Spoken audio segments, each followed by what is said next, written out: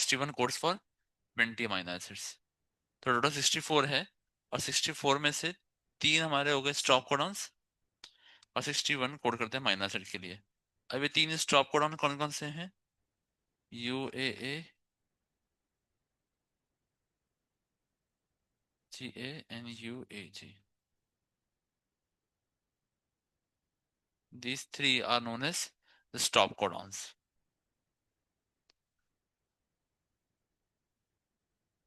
ठीक है, याद रहेगा सभी को? Then the third quality, third property is they are non-ambiguous.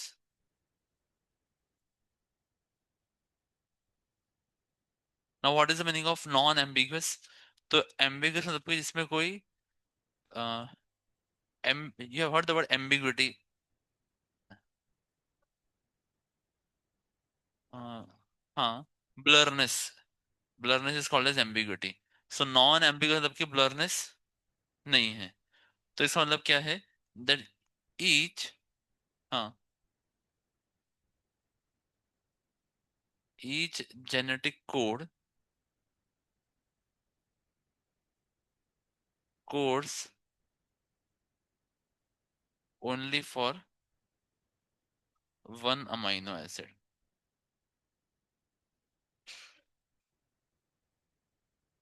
Each genetic code codes only for one amino acid. एक genetic code कितने amino acid कोड करेगा? केवल एक के लिए करेगा, एक से ज्यादा के लिए नहीं करेगा। लेकिन इसमें हमारे पास है एक्सेप्शन।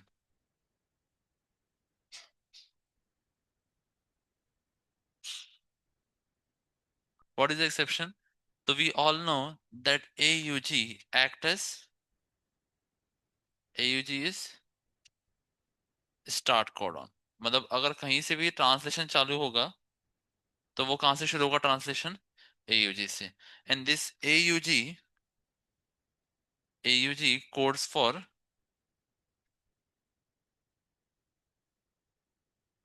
अमीनो एसिड मिथियोनिन, है ना? AUG किसके लिए कोड करता है?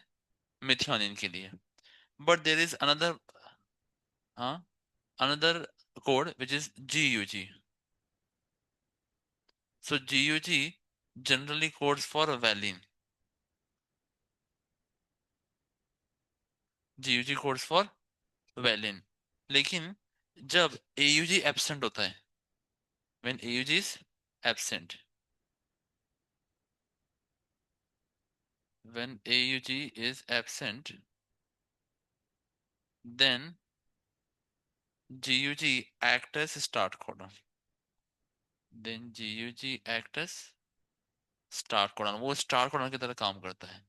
और तब वो वहां पर वैलिन के लिए कोड नहीं करता, तब वहां किस लिए कोड करता है? वो मिथियोनिन के लिए। There GUG codes for methionine, not for valine. याद आएगा सभी को? तो एक्सेप्शन क्या हुआ? AUG की GUG? एक्सेप्शन कौन सा कोडन हुआ इसका, नॉन एम्बिगुअस का? GUG की AUG? हाँ, GUG।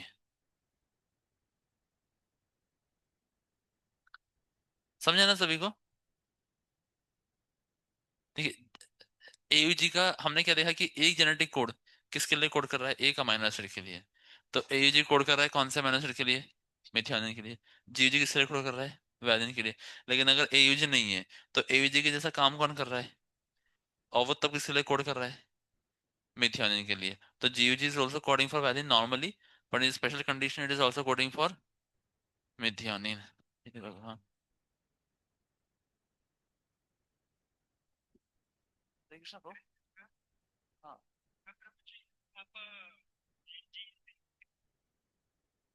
हाँ, मैं ये क्लास में हूँ, कोचिंग में, आपको थोड़ी देर में कॉल करूँ मैं? Sorry. This is non-ambiguous nature. Then our genetic codes are also universal. What is the meaning of universal? आप किसी भी ऑर्गेनिज्म को लीजिए धरती के ऊपर, उसके अंदर AUG किसके लिए कोड कर रहा होगा? मेथियोनिन के लिए कोड कर रहा होगा। सो these codons apply to all organisms, but there are some exceptions.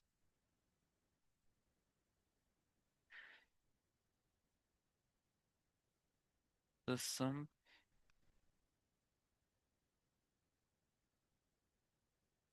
mitochondrial so exception is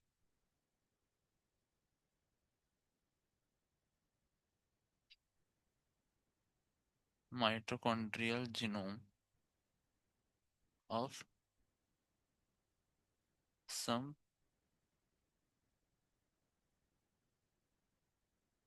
protist in yeast. तो माइटोकॉन्ड्रियल जीनोम में कुछ माइटोकॉन्ड्रियल जीनोम्स किसके, प्रोटिस्टा के और ईस्ट के, वो ये फॉलो नहीं करते।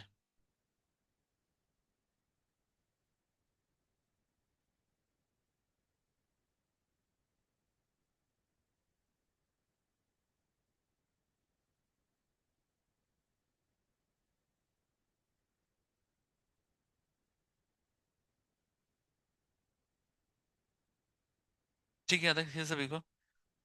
Then whenever we write the genetic codes, we never put any comma or punctuation.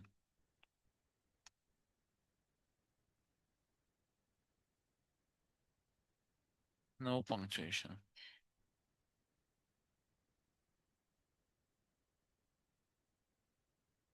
While writing genetic codes, no punctuations are used.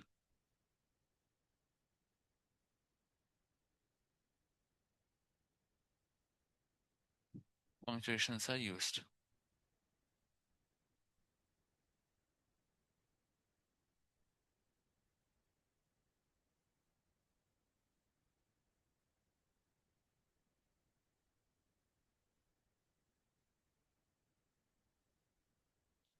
ठीक है याद है? तो we have start codon AUG and we have three stop codons. याद आएगा सभी को? तो कोई प्रॉपर्टी छूट तो नहीं रहा है ना? नहीं ना? मुझे पता नहीं चल रहा है कुछ छूट रहा है। ओवरलैपिंग।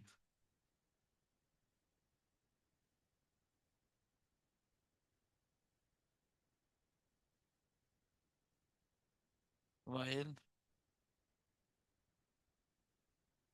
writing and reading,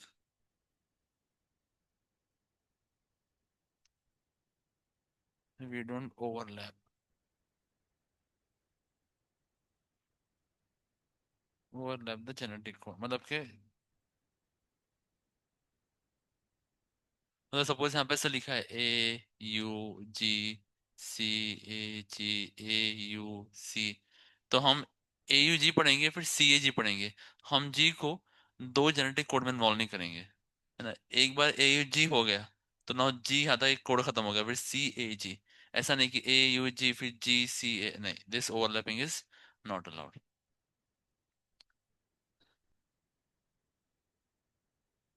हाँ, degeneracy, yes.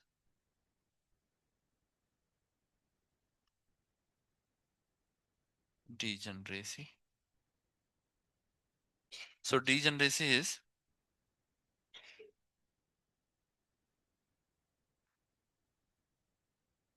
each amino acid, each amino acid, 2 minute रुको, हाँ। each amino acid, each amino acid is coded by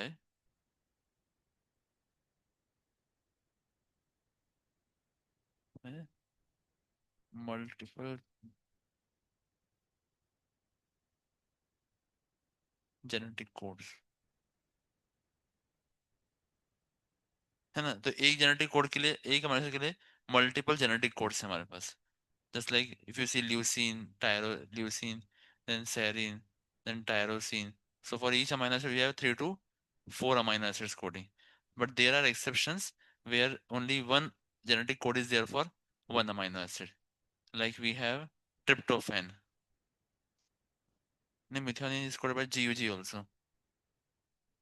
So GUG और AUG also. तो tryptophan का देखो एक ही है शायद. tryptophan का एक है, और tryptophan, histidine का भी शायद एक है, histidine का. अच्छा. tryptophan and then there is one more. phenylalanine. FEPH देखो, दो ही है. phenylalanine का कितने, PHE वाले कितने हैं ऐसे? अच्छा. तो फिर tryptophan ही है शायद सिर्फ.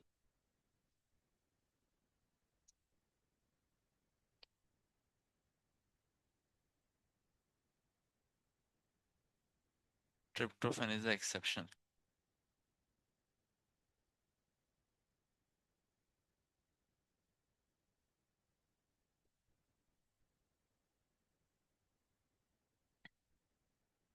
So these are the properties of genetic code. ठीक है, याद आएगा सभी को. नाउ नेक्स्ट कम्स, आपके एनसीईआरटी में दे दिया म्यूटेशन, है ना. बट म्यूटेशन हम लोग नहीं पढ़ेंगे बिकॉज ऑलरेडी पढ़ा दिया आपको. तो next is our structure of tRNA. बढ़ जाएंगे.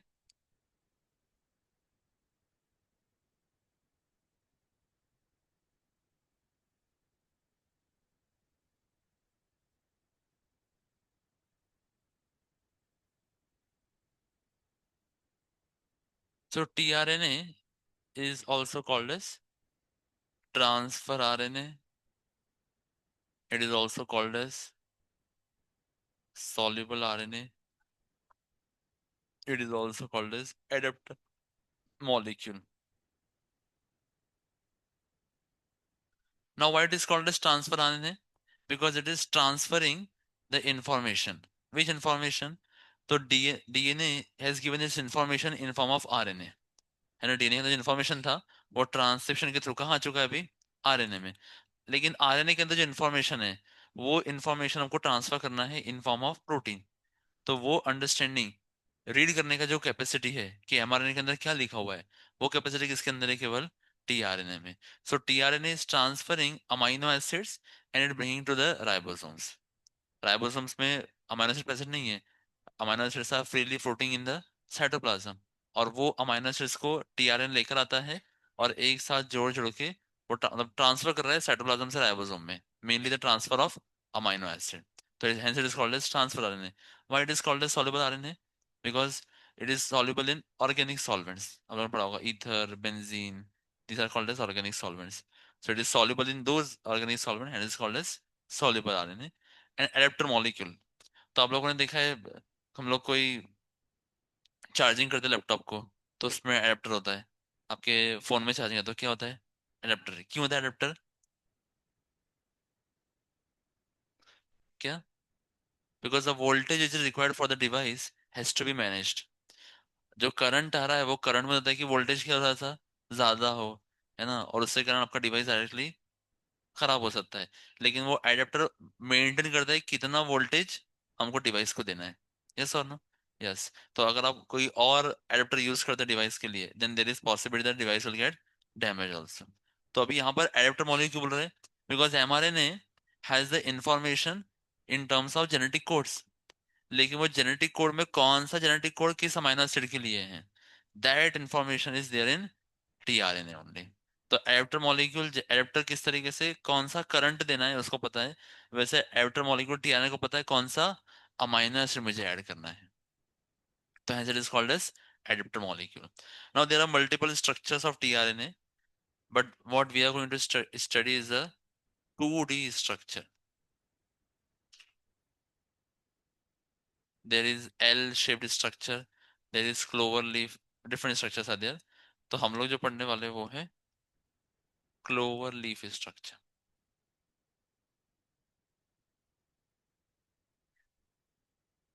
नाउ क्लोवर समझते हैं आप लोग, क्लोवर प्लांट.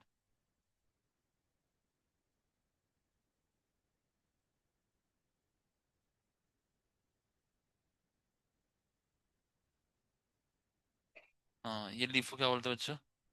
क्लोवर लीफ दिख रहे हैं ना आप लोगों को? तो कितने आपको लीफलेट्स दिख रहे हैं? 4 दिख रहे हैं ना? यानी कितने लीफलेट्स दिख रहे हैं? 4 लीफलेट्स या। तो आपको कैसा लग रहा है, ये कौन सा, simple leaf, compound leaf?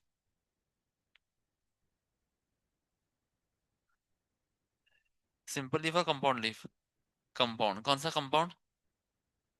Pal palmetto compound. Why palmetto compound? Because the point of attachment is same. Yes or no? आप लोग का morphology हो गया ना? So I am planning to take all the students to temple to show them all the morphology in temple.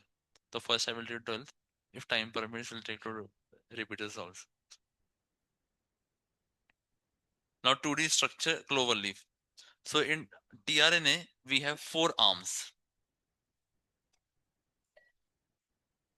कितने arms है? 4 arms. tRNA कैसा होता है, सिंगल स्टैंडर्ड, डबल स्टैंडर्ड?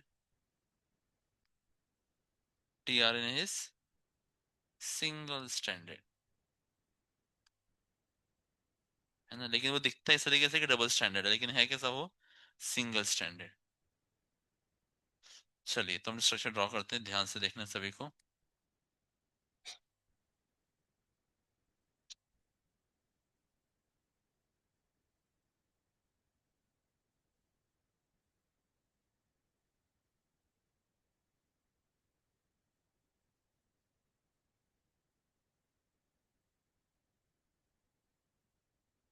ठीक है, ध्यान से देखना है सभी को।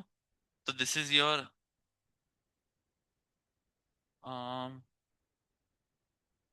वन, ठीक है, 1 2 3 4 नहीं बोलेंगे हम, sequence, it can be anything.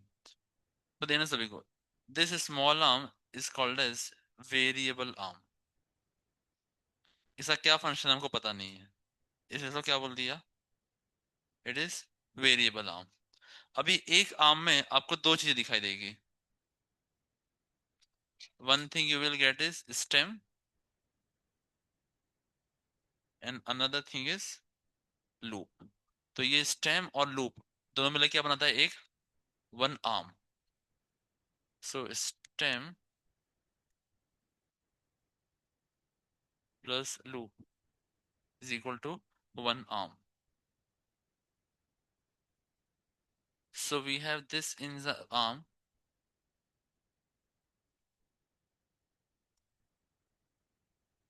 which binds with ribosome.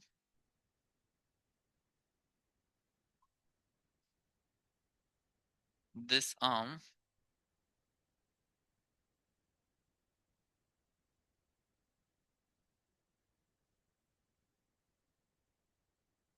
binds with enzyme, and this is your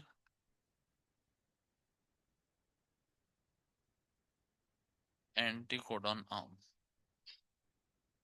Now the enzyme is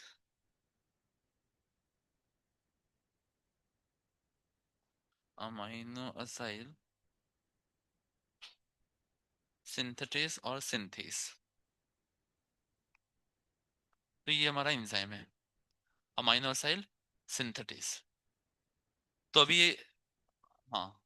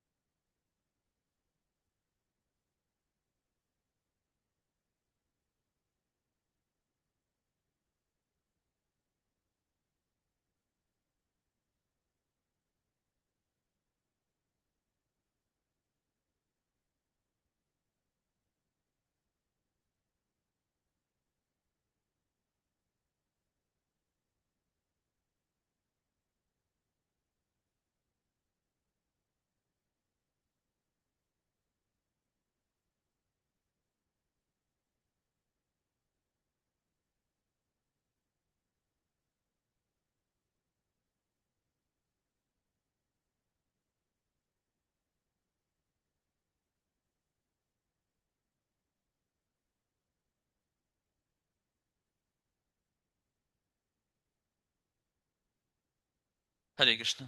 सो ध्यान से देखना है। तो हमारे पास एक है थ्री डैश एंड, और थ्री डैश एंड पे हमारा अटैच होता है amino acid. Hare Krishna Hare Krishna Krishna Krishna Hare Hare, Hare Krishna. So three dash end is our amino acid attachment site. तो tRNA is very specific tRNA. तो हमारे पास जेनेटिक कोड कितने हैं? 61। तो we have 61 tRNA. How it is there? तो ध्यान से सुनना है। तो हमारे पास एक आर्म है टीआरएनए का, उसको बोल रहे हैं हम लोग एंटी कोडॉन। तो एंटी मतलब क्या होता है? Opposite. So the codons which are present in mRNA exactly complementary to those codons are present in this anticodon arm। तो एंटीकोडॉन, एंटी उल्टा, किसका उल्टा? जो कोडॉन्स प्रेजेंट है mRNA में, वो कोडॉन्स प्रेजेंट है यहाँ पर। तो सपोज ये टीआरएनए के एंटीकोडॉन आर्म में लिखा हुआ है यूएसी। तो हमको समझ में आ जाएगा कि यूएसी मीन्स यहाँ पर जो अमाइनो एसिड होगा वो कौन सा होगा? मिथियोनिन। कौन सा होगा? Methionine. Like that there are 61 codons. तो 61 क्या हो जाएंगे हमारे पास? टीआरएनए। अमाइनो एसिड्स 20 है, लेकिन 20 अमाइनो एसिड्स को कैरी करने वाले कितने टीआरएनए जाएंगे? 61 टीआरएनए। तो अभी टीआरएनए पे कहाँ बाइंड होता है amino acid? So at three dash end. याद आएगा सभी को? Now comes another arm. So ये आर्म बाइंड करता है राइबोसोम के साथ। तो हम देखेंगे ट्रांसलेशन की शुरुआत में, without ribosome there can not be protein synthesis. आप लोगों ने सेल चैप्टर में पढ़ लिया, the factory for protein synthesis ribosome. लेकिन वो किसकी मदद से बनाता है प्रोटीन? टीआरएनए की। तो टीआरएनए कहाँ से बाइंड करेगा राइबोसोम के साथ? सो उसकी ये वाले आर्म से। Then we have this another arm which is responsible for binding with the enzyme. ये एंजाइम क्यों चाहिए? तो ये एंजाइम हेल्प करता है अमाइनो असाइलेशन में। किस हेल्प करता है? Amino acylation. Amino acylation is also called as charging of tRNA. Charging of tRNA is called as amino acylation. Hare Krishna. तो अब ये चार्जिंग ऑफ टीआरएनए क्या है? So adding amino acid at the three dash end, adding amino acid at 3 dash end of tRNA is called as amino acylation। है ना, amino acids को add कर रहे हैं हम यहाँ पर टीआरएनए के ऊपर, और इसी को बोलते हैं चार्जिंग। उसको चार्ज कर दिया हमने टीआरएनए, टीआरएनए को अमाइनो एसिड्स के साथ। तो ये चार्जिंग करने के लिए जो एंजाइम चाहिए वो एंजाइम कौन सा है? अमाइनोसाइल सिंथेटेस और अमाइनोसाइल सिंथेस। तो ये एंजाइम से रिएक्शन करना है। तो रिएक्शन करने के लिए कहाँ बाइंड करेंगे? तो बाइंड करते हैं इस आर्म के तरफ। आप लोगों ने पढ़ लिया बायोमोलिक्यूल्स में, on the enzymes at the tertiary structure we have many active sites और सर्विस क्रिवाइसेस। और वो क्रिवाइसेस में आके बाइंड करता है सबस्ट्रेट। तो TRN is our substrate, amino acid is also substrate. वो दोनों बाइंड करेंगे किससे? आके एंजाइम से। तो कहाँ बाइंड करेंगे? तो ये एंजाइम की और ये टीआरएनए की आर्म से। समझ में आया सभी को? नाउ जब हम बोलते हैं लूप, तो लूप के अंदर बेसिस हैं, सपोज AUGCA इस तरीके से। और स्टेम के अंदर भी है AUUAC, और यहाँ भी कुछ है। तो बाय लक ऐसा होता है कि इनके बीच में बॉन्ड्स बन जाते हैं। तो यहाँ पे स्टेम के अंदर जो बेसिस हैं, स्टेम के अंदर जो बेसिस है they are generally paired, where in the loop the bases are unpaired. है ना, यहाँ पर जो बेसिस है वो क्या है आपस में पेयरिंग शो कर देते हैं, क्योंकि वो पास पास में आ गए ना। तो ऐसा कभी कभी कॉम्प्लीमेंट्री आ जाते हैं, तो कॉम्प्लीमेंट्री आने के कारण उनके अंदर पेयरिंग आ जाता है। लेकिन जो लूप के अंदर बेसिस है they will never show pairing, क्योंकि उनके सामने कोई है क्या? नहीं, उनके सामने पेयरिंग बनाने के लिए कोई प्रेजेंट नहीं है। अभी ये लूप के अंदर ही स्पेशल तरह का कोई अमाइनो एसिड आ जाए, स्पेशल तरह का न्यूक्लियोटाइड अगर आ जाए, तो उसके ऊपर इस आम का नाम आता है। तो I don't exactly remember, but there is something like T, Psi, C, then there is something like U, something like this. तो स्पेशल न्यूक्लियोटाइड्स आने के कारण उन आम का स्पेशल नाम आपको दिखाई देगा। है ना, you will find like this. If question comes I am just telling you, NCERT में आपको दिया नहीं है। हाँ, नहीं, हाँ, इधर T, Psi, C है वो है। इधर का मुझे याद नहीं, इधर का भी कुछ है। हाँ, क्या है? हाँ, DHU, डाईहाइड्रोक्सीयूरिडिन. It is dihydroxyuridine and is thymidine tri something like this is it. So इसको बोलते हैं DHU loop and it is called as T-Cyc loop or T-Cyc arm. So these are special nucleotides. क्या है ये? Special nucleotides which are present in loop. ये loop के अंदर present है, normal nucleotides नहीं है. हमारे पास यूरिडिन करके है ये न्यूक्लियोटाइड, लेकिन डाईहाइड्रोक्सीयूरिडिन नहीं है. तो डाईहाइड्रोक्सिन बहुत आसान है समझना. OH ग्रुप एक्स्ट्रा लगा दिया, दो एक्स्ट्रा हो गए, डाईहाइड्रोक्सिन नाम होगा डाईहाइड्रोक्सिन, लाइक दैट. क्लियर सभी को? तो this is the structure of tRNA. Do we have time? Yes, हम लोग ट्रांसलेशन पढ़ लेते हैं. हरे कृष्णा.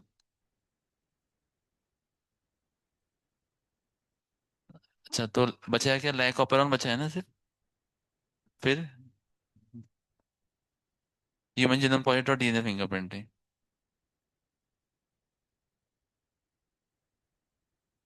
ठीक है, चलो अच्छा है.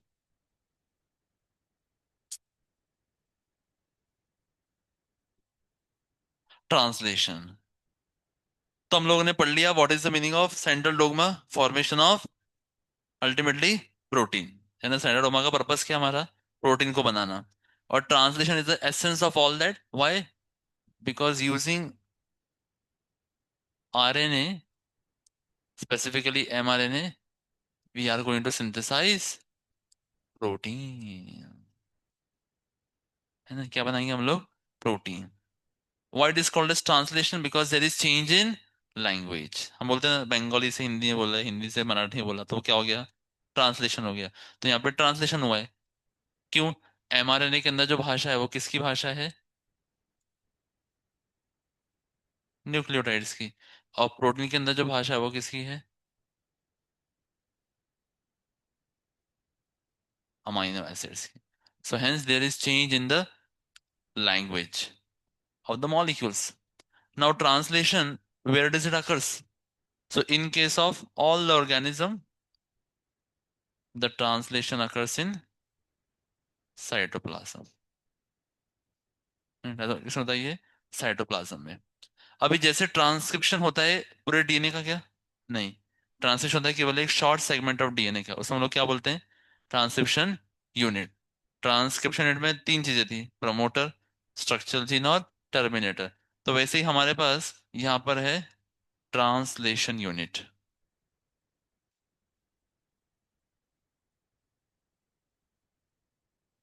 है ना.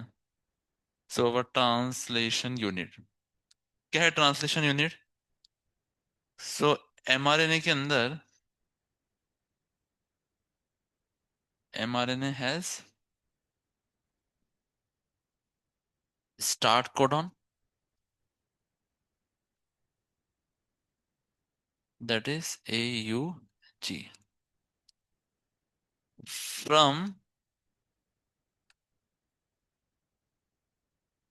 start codon to stop codon. Stop codon to any stop codon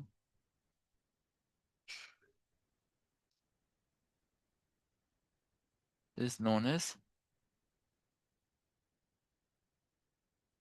translation unit. यानी स्टार्ट कोडॉन से लेके स्टॉप कोडॉन तक जो भी देगा उसको क्या बोलते हैं हम लोग? Translation unit. लेकिन there is some portion of mRNA before start codon and after start codon. हमेशा कुछ ना कुछ mRNA रहता है जो स्टार्ट कोडॉन के पहले भी रहेगा और स्टॉप कोडॉन के बाद में भी रहेगा. So region of mRNA before start codon and after stop codon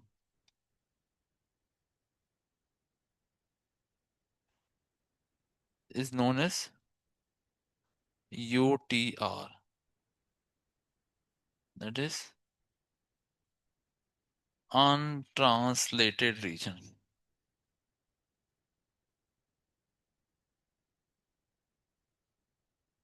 is called as untranslated region.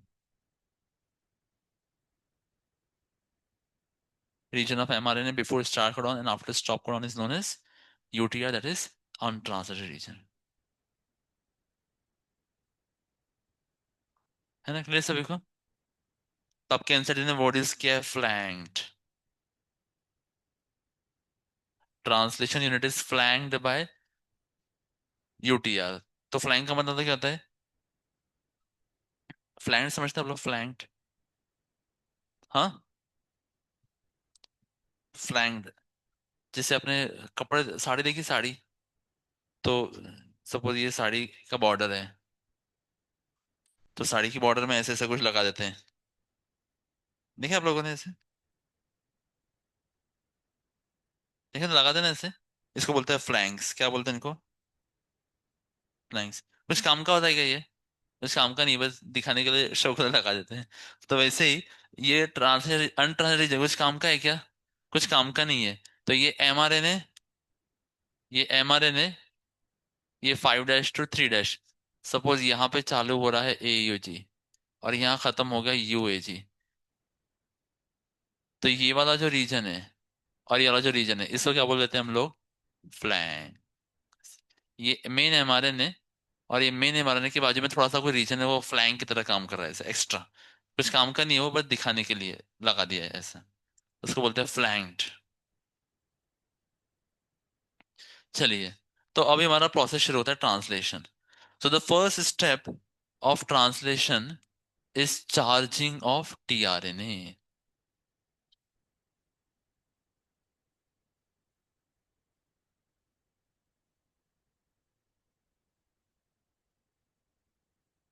Charging of tRNA.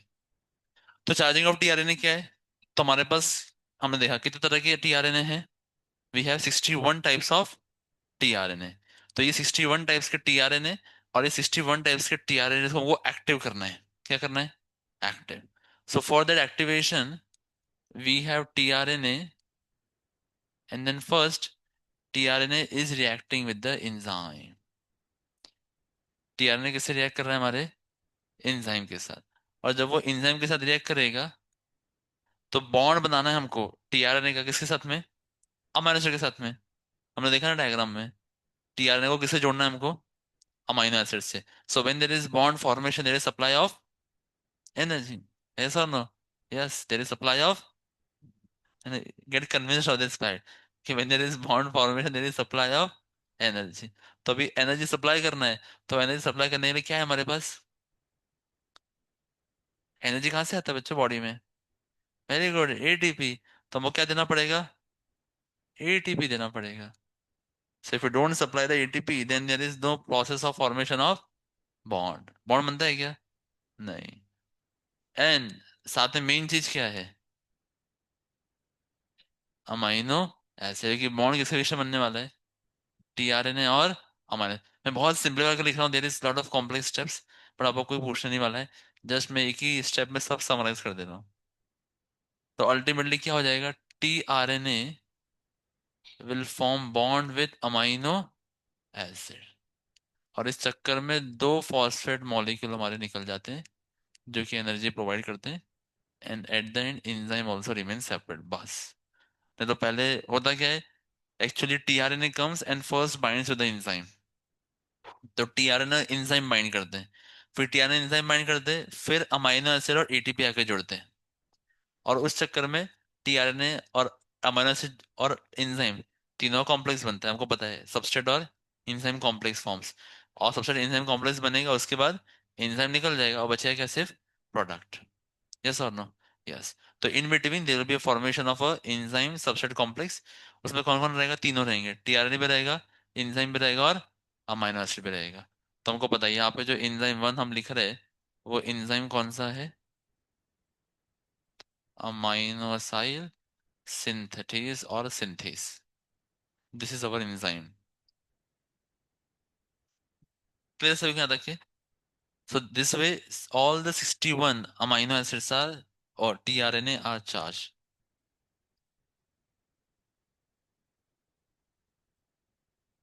It activates all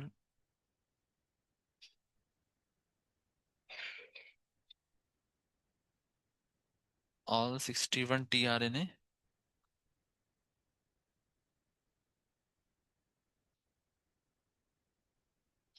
by attaching respective amino acids।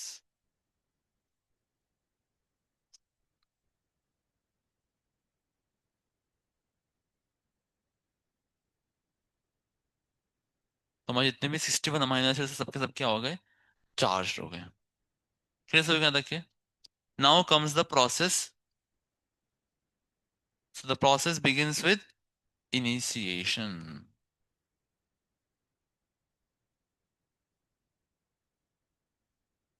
तो ट्रांसलेशन बिगिंस विद इनिशिएशन। क्या होता है initiation में, ध्यान से सुनना है। सबसे पहले हमारे पास है mRNA. MRNA is a single standard molecule 5-2 3। और ये सिंगल स्टैंडर्ड आरएनए एमआरएनए से आके जुड़ता है सबसे पहले small sub unit of ribosome. कौन आके जुड़ता है, small sub unit of ribosome. The small sub unit of ribosome will depend in case of prokaryotes and eukaryotes. Prokaryotes में कौन होता है बच्चों, स्मॉल सब यूनिट 20-30 है ना, और इन case of eukaryote will be 40। अरे हाँ ना। हाँ, और लास्ट सब यूनिट कौन सा है, प्रोकैरियोट्स में 50 और यूकैरियोट्स में 60। तो हम लोग अभी लिख दे रहे हैं small sub unit of ribosome.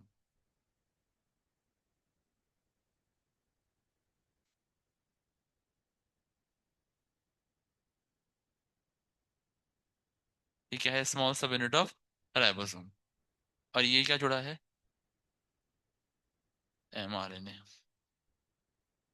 और जो हमारा एयूजी है ना, क्या है हमारा एयूजी, वो एयूजी को रीड करने वाला पहला टीआरएनए आएगा।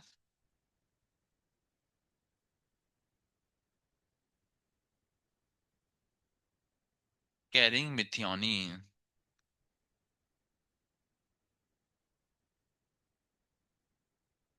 है ना, टीआरएनए आएगा first tRNA.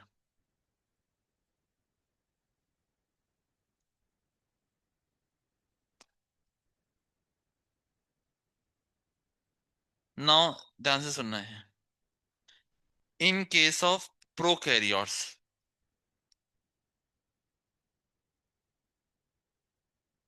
In case of prokaryotes there is tRNA, but that tRNA has methionine which is formilated। ध्यान से सुनना बच्चों, यहाँ पर जो tRNA है वो tRNA normal tRNA in case of eukaryotes, लेकिन in case of prokaryotes the first tRNA has formilated methionine। in case of prokaryotes first tRNA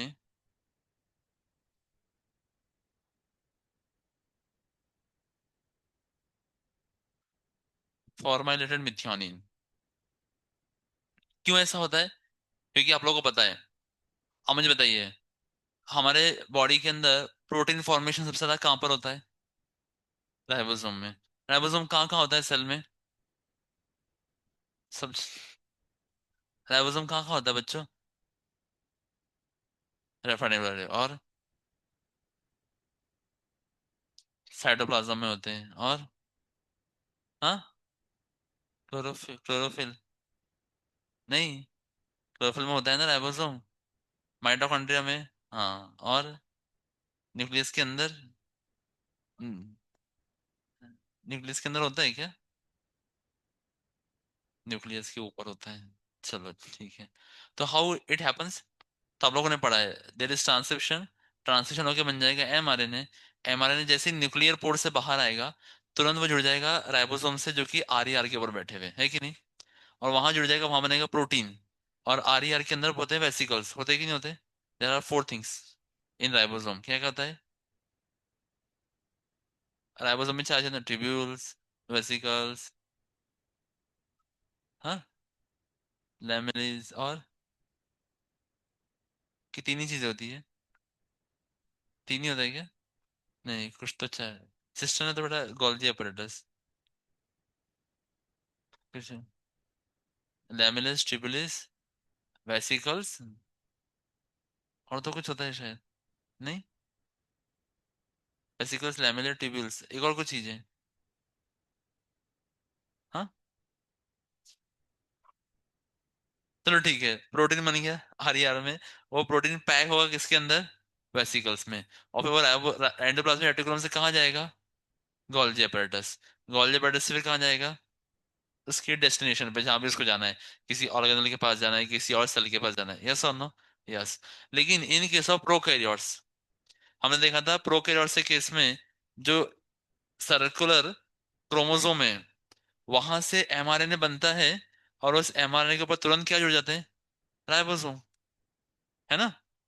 ये डीएनए, ये डीएनए से बना एमआरएनए, और ये एमआरएनए के ऊपर कौन जुड़ गए? राइबोसोम। तो ट्रांसक्रिप्शन हुआ नहीं पूरा, लेकिन ट्रांसक्रिप्शन पूरा होने के पहले ही क्या चालू होता है? ट्रांसलेशन। और ये राइबोसोम क्या बनाना शुरू कर देंगे? प्रोटीन। अब मुझे बताओ, ये प्रोटीन बनने के बाद कहाँ जाएगा प्रोकैरियोट्स में? हाँ, जहाँ जरूरत होगी। तो we don't have any Golgi body here ना? गोल्जी बॉडी है क्या? नहीं। तो कोई पैकेजिंग करने वाला है क्या? कोई लेबलिंग करने वाला है क्या इसको? नहीं। So protein is going to be freely floating in the cytoplasm. Bacteria is not going to transfer to outside. वो अपने अंदर ही रखेगा ना, बॉडी के अंदर। तो जब अपनी बॉडी के अंदर ही रखना है उसको, तो हमने पढ़ा होगा कि हम जब यू बैक्टीरिया पढ़ते हैं तो डिटेल स्ट्रक्चर पढ़ते हैं यू बैक्टीरिया का। So there are protein crystal seen. क्या मिलते हैं? प्रोटीन क्रिस्टल्स देखने को मिलते हैं। तो protein crystals they are remaining floating in the cytoplasm, जो कि आफ्टर ट्रांसलेशन बने। तो वो मिथ्योनिन कि आगे अगर फॉर्मुलेटेड होगा, if there is formulated methionine in protein, because ये कौन सा अमीनो एसिड रहेगा? पहला अमीनो एसिड रहेगा ना, it will B first amino acid. तो इसका बिगिनिंग जो है, अगर वो फॉर्मुलेटेड रहेगा, तो it protects from damaging factors to protein, कि प्रोटीन हमारा डैमेज नहीं हो जाए। वो डैमेज करने से प्रोटेक्ट करने के लिए हमारा क्या लग जाता है? Formyl, formatted methyl, because it is freely float. लेकिन यूकैरियोट्स में ऐसा होने वाला है क्या? नहीं। यूकैरियोट्स में there are special structures called as chaperones. तो वो चैपरॉन स्पेशल स्ट्रक्चर्स हैं, जो कि प्रोटीन को आगे जाके फोल्ड करेंगे प्रॉपरली, उसको लेबलिंग देंगे, उसका कैप टेल ऐड करेंगे, जैसे हमने एमआरएनए में किया था। तो पोस्ट ट्रांसलेशन मॉडिफिकेशंस भी होते हैं प्रोटीन में। just like there are post translation modification, there are post translation modification which occurs in protein, so that the proteins properly reaches to the destination। और जो वहाँ पे डेस्टिनेशन के लोग आइडेंटिफाई कर पाए, अच्छा हमारा प्रोटीन आ गया, हमारा प्रोटीन आया। जैसे पार्सल है ना, पार्सल, उस पर लिखा रहता है कि भैया किसने भेजा है। तो फिर आपको पता चलता है, अच्छा मेरे फ्रेंड ने भेजा है, यहाँ से भेजा है, like that. In case of prokaryotes, first tRNA has formulated methionine, but it is not case for eukaryotes. तो ये हमारा बन गया है इनिशिएशन कॉम्प्लेक्स। क्या हो गया ये? Initiation complex. तो इनिशिएशन कॉम्प्लेक्स में तीन चीजें, क्या क्या तीन चीजें हैं? There is tRNA, first tRNA carrying methionine, there is small sub unit of ribosome, and third mRNA. इन तीनों को मिला दिया तो क्या बन जाता है हमारा? Initiation complex. याद रहेगा सभी को? Now, in case of prokaryotes, there are specific sequences in mRNA. MRNA के अंदर स्पेसिफिक सीक्वेंस होते हैं, उनको हम बोलते हैं डेलगार्मो सीक्वेंसेस।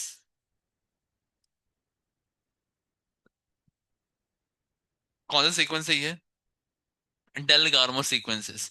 ये डेलगार्मो सीक्वेंस एमआरएनए के अंदर प्रेजेंट है, और वो पर्टिकुलर सीक्वेंस को आइडेंटिफाई करके राइबोसोम जाके बाइंड करता है। ऐसा नहीं कि राइबोसोम से और एमआरएनए कहीं भी जुड़ जाता है। So there are specific sequences in mRNA called as Dalgarno sequences. और वो सीक्वेंसेस जो हमारा राइबोसोम है, राइबोसोम के अंदर भी आरएनए है ना, राइबोसोमल आरएनए है। तो राइबोसोमल आरएनए रीड करता है, और राइबोसोमल आरएनए की मदद से डेलगार्मो सीक्वेंस से वो जुड़ जाते हैं, बस। So this is our all about initiation. But now the next comes, next क्या रहेगा initiation के बाद? Elongation. The next step is elongation. So till now in the picture there was only the small subunit of ribosome. Now comes in picture the large subunit. Sorry. Either 40 years और 30 years, है ना।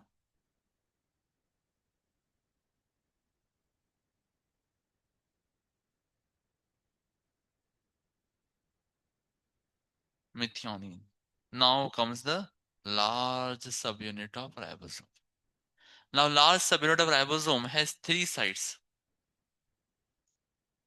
Large subunit has how many sites? Three sides, तीन sides है इनके पास। एक है P side, दूसरा है ए साइड और तीसरा है E sides. This is large sub unit.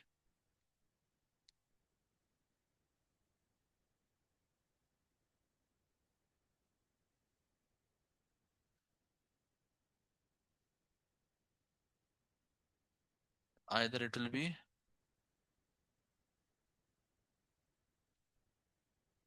50 years और 60 years।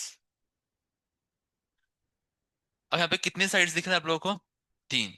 Now question comes, what are these sides? So A side stands for entry site, the P side stands for peptide bond formation side, peptide bond बनेगा यहाँ पे। And E side stands for exit side, यहां से हमारे tRNA exit हो जाएंगे। तो कितने साइड से टोटल? तीन। कौन कौन से? ए साइड, बी साइड और ई साइड। ए साइड किसके लिए है? एंट्री के लिए। बी साइड किसके लिए? पेप्टाइड बॉन्ड बनाने के लिए। और ई साइड किसके लिए? एग्जिट के लिए। अभी ध्यान से सुनना बच्चों, होता कैसे है ना, लिख रहे सभी ने इतना।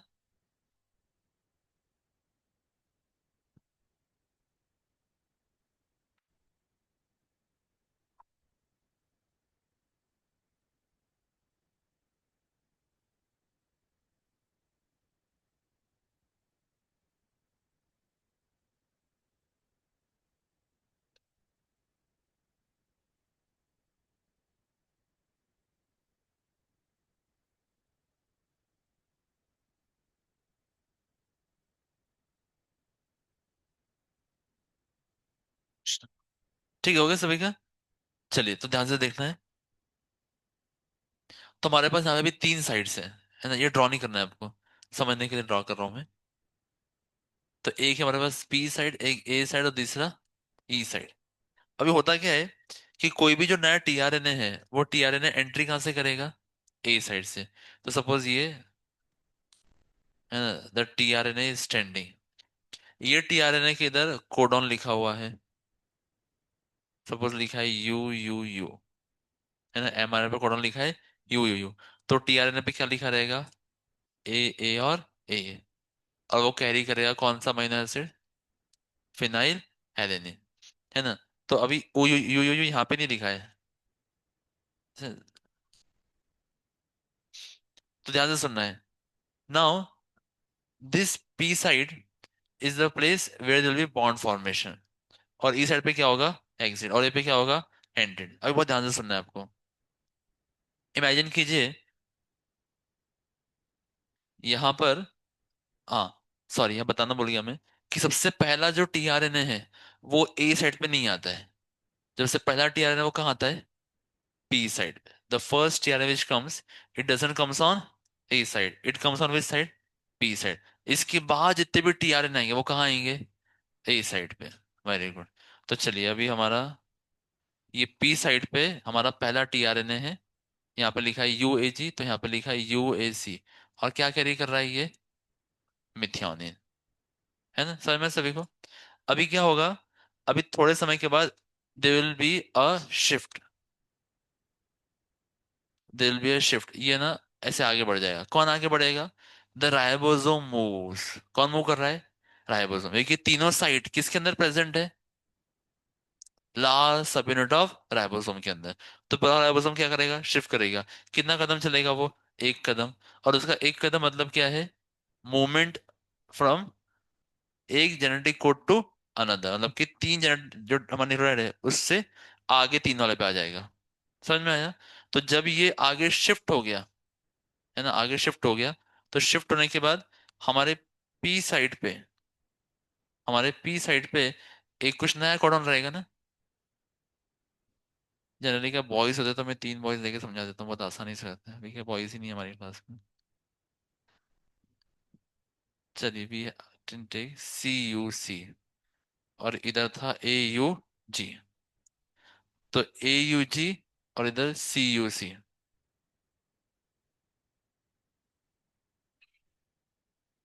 तो it will move from here to here. हाँ, A side will be this side, not here। है ना, कि एंट्री वहां से होने वाली है। सो A साइड इधर है और E साइड इधर है। तो ये हमारा P साइड था, ये A साइड हो गया, ये E साइड। तो हमारा यहाँ पे TRNA है, और सपोज यहाँ पे लिखा है CUC, है ना, CUC लिखा है। अभी यहाँ पे एक नया TRNA आएगा, और वो नए TRNA के ऊपर एंटीकोडन रहेगा। बताइए क्या एंटीकोडन रहेगा CUC का? GAG, है ना। तो सपोज ये कैरी कर रहा है क्या? Serine. So after the movement ये एक आगे बढ़ गए, सो ये GAG के ऊपर जाएगा मिथियोनिन। GAG के ऊपर जो सेरिन लगा है, उसके ऊपर कौन जाएगा? मिथियोनिन। और यहां से UAC वाला खाली हो जाएगा। Should I show the video? Video समझ में आएगा ना आप लोगों को? हाँ। क्या मुझे बहुत